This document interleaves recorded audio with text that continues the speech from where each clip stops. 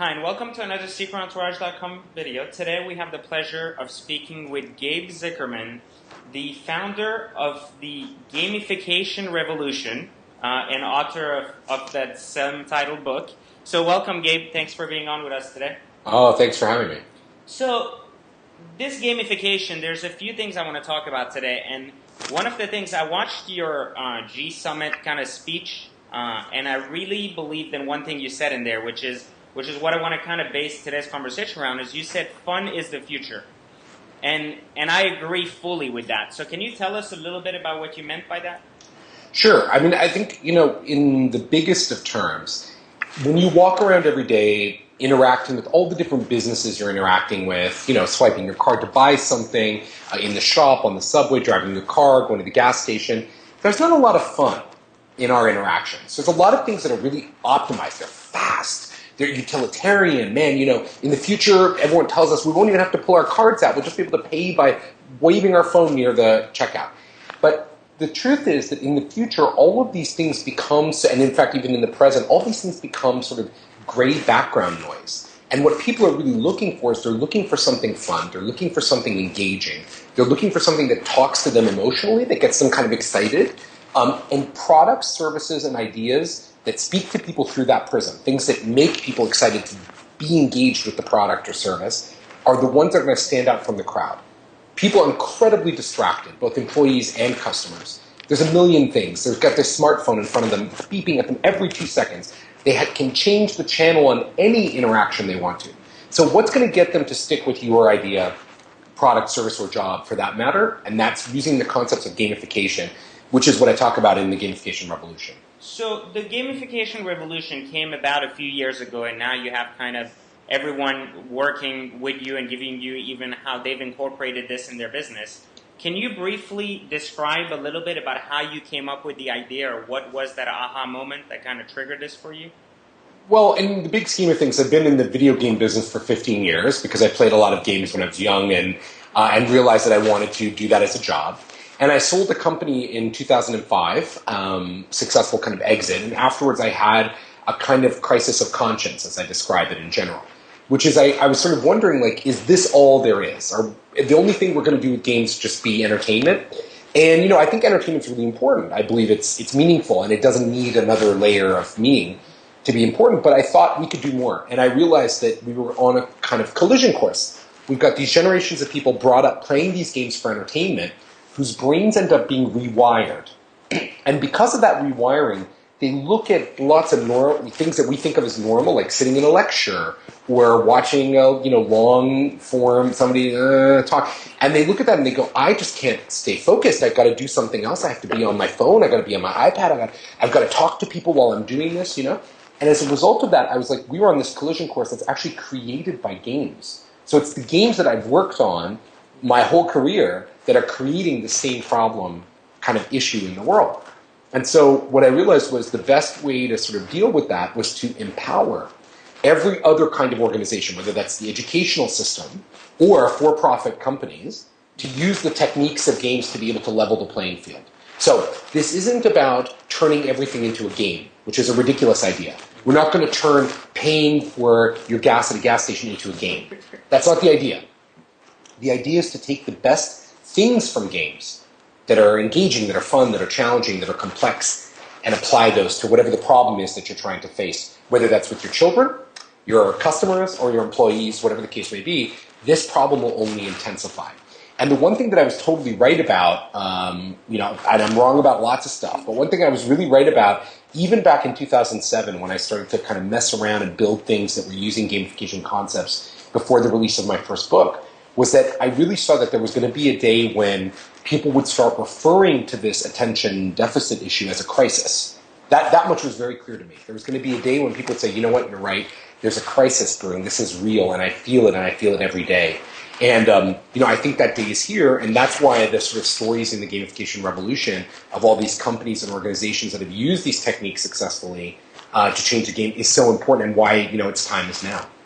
You used a very interesting example in one of your speeches where you said, you used the example of the air traffic controller game, and you kind of speak as to how fun isn't directly necessarily, real life fun is not directly correlated into what we perceive fun Sure. In the virtual world. Can you explain how that fits into the business world, or how people are leveraging that concept? Absolutely. And I think there's some examples in the gamification revolution that we actually talk about. So for many people, when I say running an air traffic control center or business process engineering, those things don't sound very fun. But there's tens of thousands or hundreds of thousands of people who do that job for a living every day. And we, the rest of us, depend on them finding their job engaging in order to be alive. Because if it wasn't for them, many of us would be dying. So we have a vested interest that everybody finds their work fun and engaging, because ultimately every job in this ecosystem, in our capitalist society, is part of this framework that keeps us all healthy and alive and moving forward. So we all have a vested interest in making sure everyone's job is fun. Now, the question is, what does that fun look like? So we want to make sure that people are still doing their jobs properly. We want to make sure that they're focused on it doing well, but we also want to make sure that they stay engaged after 10 or 15 years. So many organizations have started to look at how gamification can deliver those results. So one of my favorite examples was Siemens had this game called Plantville.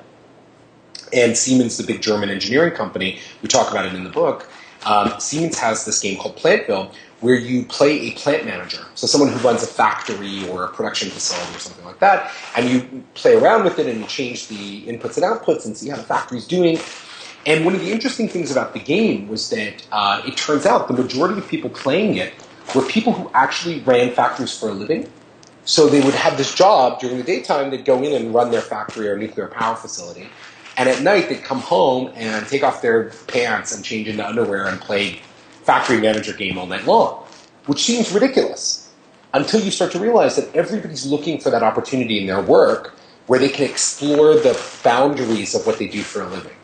Many people are locked into a job after a certain number of years. It's very rote. It's the same thing over and over again. So gamification can enable those people to learn more, enable them to like their job better, enable them to fantasize a little bit, and also push to train. Now, we've been using gamification for many years to train people in the safety field. So, for example, pilots get into a simulator, which is a kind of game, and they train in there, twice a year. Now that technology is becoming democratized. So small businesses can access that similar technology and deploy that in their company to deliver the same results. That's what's really interesting here. Not that it's fundamentally a new idea, because it's been going on for a long time. It's accessible technology, accessible design, patterns that people can follow. Now everyone can do it. So ultimately, how can a small business incorporate gamification principles if they're not kind of a web-based business? Is that possible? Sure.